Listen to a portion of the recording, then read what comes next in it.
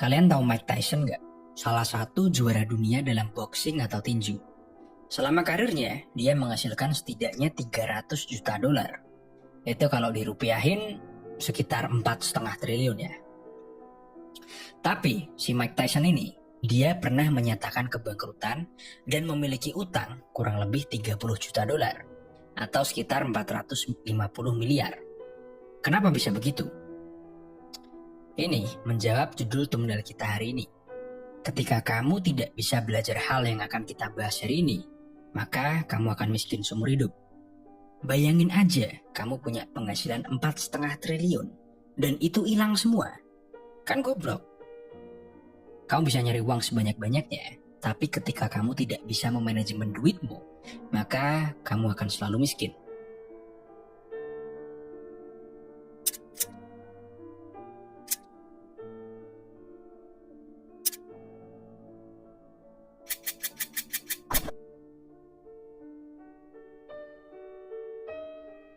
Sekarang saya tanya, menurut kalian uang itu apa?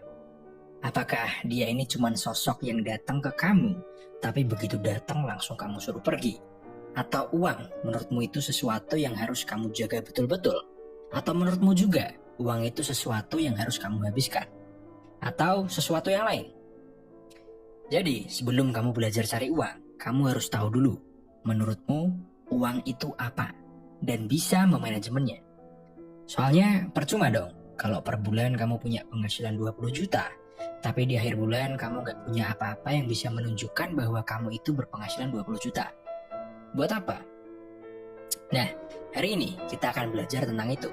Tentang cara bagaimana kita memperlakukan uang kita. Yang tentu sesuai dengan filosofi channel ini, ilmu ini tidak diajarkan di bangku sekolah maupun kuliah. Oke, sebelum mulai saya akan tanya satu hal. Menurut kalian, uang itu apa? Atau menurut kalian, uang itu mempresentasikan apa? Ketika kamu belanja di Shopee atau ketika kamu gajian setelah kerja, terus apa arti uang dalam dua transaksi tadi? Betul, uang itu adalah media. Sebuah media pertukaran. Sebuah alat yang memfasilitasi pembelian, penjualan, dan pertukaran barang. Itu kalau di dalam buku. Kalau menurut saya, uang itu adalah nilai atau value. Contoh simpelnya, di antara banyak warung nasi Padang, ada yang harganya 10.000 sampai 75.000 per porsi. Warung yang kalian beli itu melambangkan penilaian kalian terhadap value nasi Padang. Jadi, kalau kalian milih warung yang harganya 17.000, berarti menurut kalian value nasi Padang itu di harga 17.000. 20.000 itu menurut kalian mahal, 10.000 menurut kalian murah, tapi belum tentu enak. Berarti uang adalah nilai atau value. Lalu kenapa mengerti ini itu penting dalam hidup kita? Karena ketika kamu bisa mengerti konsep ini, maka semua keputusan yang kamu ambil dengan uangmu itu berdasarkan penilaianmu terhadap value tadi. Oke, saya yakin sampai sini pasti banyak yang paham, kecuali mereka yang hanya hidup dari gaji ke gaji, banyak utang, atau kecanduan hal gak bermutu seperti judi online. Nanti saya bahas. Tapi sekarang saya akan tanya pertanyaan kedua. Menurut kalian, hubungan kalian dengan uang itu apa? Kebanyakan, termasuk saya sendiri, uang itu masuk ke dompet saya, lalu perlahan-lahan hilang sedikit demi sedikit.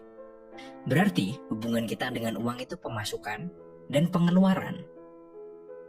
Anggaplah uang masuk ke kamu setiap bulan 4 juta, dan kamu udah kerja selama 3 tahun.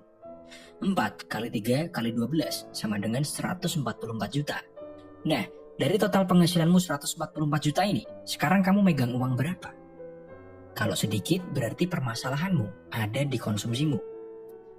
Di tahun 2017, 78% warga Amerika itu hidup dari gaji ke gaji. Paycheck to paycheck. Saya pikir persentase itu di Indonesia kurang lebih sama.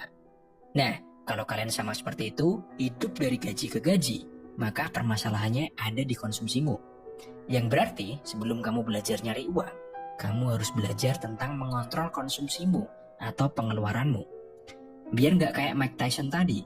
Sebesar apapun penghasilannya, kalau manajemen uangnya busuk, pasti akan hilang, akan habis. Model seperti Mike Tyson tadi, ketika dia pengen nasi Padang yang range harganya 10.000 sampai 75.000, dia akan nyari yang 300.000. Apalagi mereka yang kecanduan slot.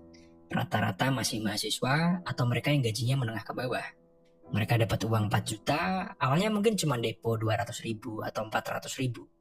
Tapi lama-kelamaan deponya ini bisa sampai 2 juta. Setengah penghasilannya sendiri. Gila.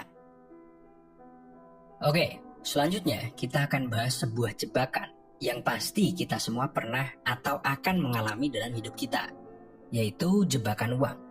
Sebuah jebakan yang seperti lintasan lari yang berbentuk lingkaran. Kita lari terus tapi cuma muter-muter aja, seperti lingkaran setan.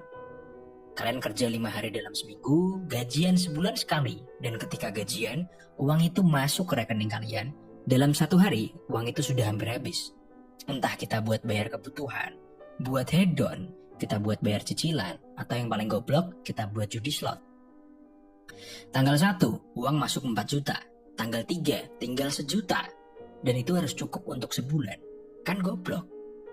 Dan kita kayak gitu terus selama berbulan-bulan, bertahun-tahun, atau bahkan seumur hidup. Nah, karena tadi saya ibaratkan seperti lintasan lari yang berbentuk lingkaran. Namanya lari, pasti kita ada keterbatasan stamina.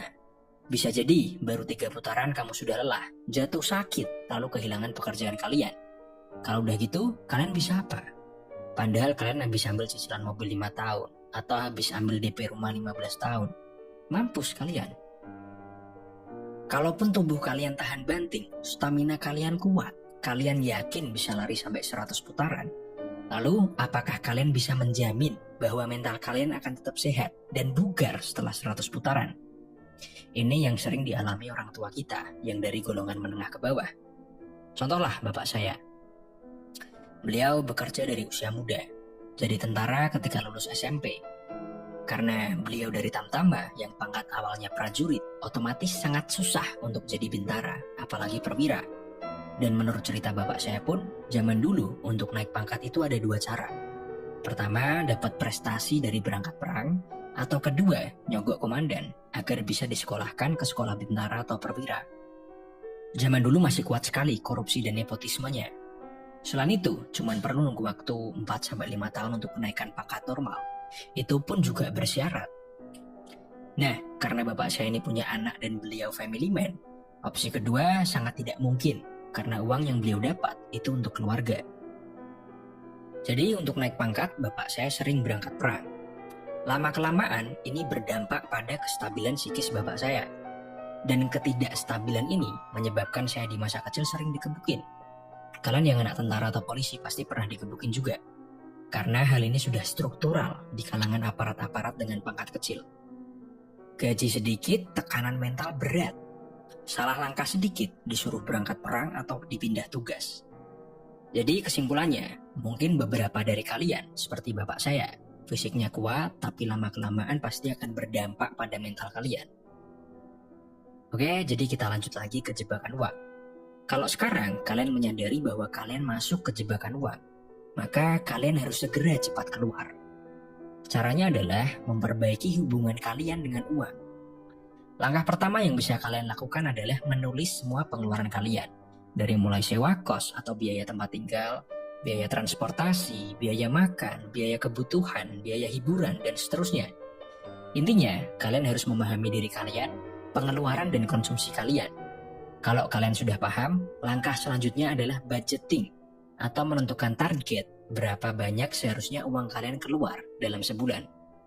Kalau kalian sudah menentukan budget kalian, maka secara sistematis harusnya kalian sudah bisa memilah mana yang gak penting dan menghapus hal itu dari pengeluaran kalian. Nah, nanti uang sisanya bisa kalian tabung atau investasikan, semisal kalian belum berani berbisnis. Ini ya, saya kasih proyeksi untuk 7 tahun ke depan. Nanti di 2030 puncak bonus demografi Indonesia, ekonomi itu akan semakin sulit. Kalau kalian nggak bisa jaga-jaga uang atau aset dari sekarang, maka kalian akan pontang-panting nanti di 2030. Untuk detailnya saya bahas di lain waktu. Hari ini kita belajar tentang uang dulu. Oke, lanjut ya. Saran tambahan dari saya, sebelum kalian memutuskan untuk invest atau membuka bisnis dari sisa uang kalian, kalian harus nyiapin dulu dana darurat.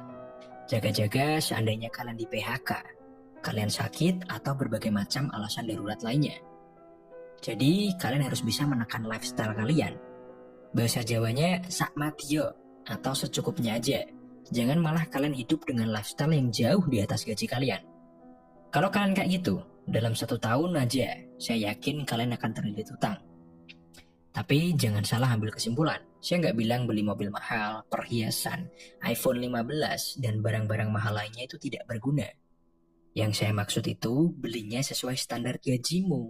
Atau kalau memang beli yang di atas itu, pastikan kalian udah nabung dulu dari lama, bukan dari gaji kalian bulan itu. Jadi ya kembali ke kalian. Kalian lebih milih kelihatan banyak duit atau beneran punya banyak duit? Oke, sekarang kita masuk ke pembahasan untuk meningkatkan income. Satu nasihat yang bapak saya bilang ke saya dan masih saya ingat sampai sekarang, itu nyari uang 2 juta per bulan itu gampang. Tapi nyari uang setiap hari 50.000 itu susah.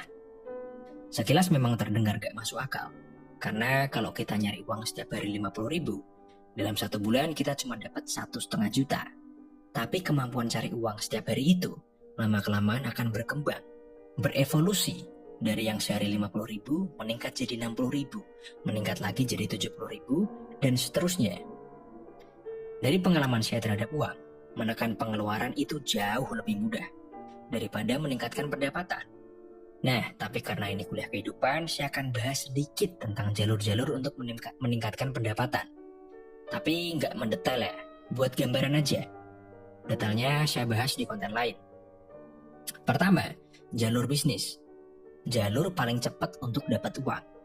Caranya simple, kita breakdown dengan simple. Kamu pahami market, cari permasalahan di dalam market, cari solusi dari permasalahan itu, lalu jual solusi itu ke masyarakat luas.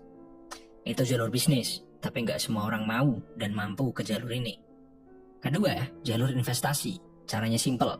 Setiap hari kamu belajar investasi, setiap bulan uang sisamu kamu masukkan ke instrumen investasi yang sudah kamu analisa. Kalau untung kamu bisa tarik, kalau rugi kamu bisa manajemen risiko. Cara ini mudah dan bisa dilakukan oleh siapapun. Oke, jadi kesimpulannya. Pertama, kamu harus mengerti dirimu dan pola konsumsimu untuk menekan pengeluaranmu. Kedua, kamu harus menentukan budget atau budgeting. Ketiga, uang sisamu kamu gunakan untuk mencari jalur lain dalam menambah pemasukan. Simpelnya sih kayak gitu. Kalau prakteknya kembali lagi ke kalian. Bisa apa enggak? Oke, sekian dari kuliah kita hari ini. Jangan lupa like, share, dan subscribe.